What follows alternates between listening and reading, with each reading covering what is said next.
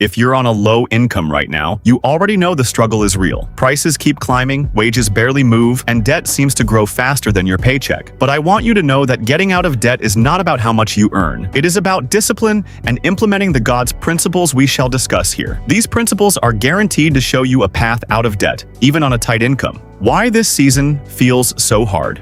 Let's be honest about what's happening right now. The cost of living has risen faster than most people's paychecks. Rent, groceries, fuel, and medical bills all cost more, while income stays the same. Many families are one unexpected expense away from a financial crisis, and debt has become normal for millions of people just trying to survive. But do not worry. This is how we start getting out of debt. Step 1. Face your numbers. The first step is to write down every debt you owe. Know your financial condition clearly. Once you can see your debt on paper, you've started being in control over your resources as God intended in Proverbs 27:23. Be thou diligent to know the state of thy flocks. Step 2. Live on a bare minimum budget for a season. Next, strip your budget down to true essentials: housing, food, transportation to work, and minimum debt payments. This is a season, not forever. This kind of discipline will protect you and free up extra money to attack your debt directly. Proverbs 21:20 says, "There is treasure to be desired, but a foolish man spendeth it up." Step 3. Attack one debt at a time. Choose either the smallest balance first for motivation or the highest interest rate first to save money, while paying minimums on everything else. Apply full focus to one debt until it's paid off,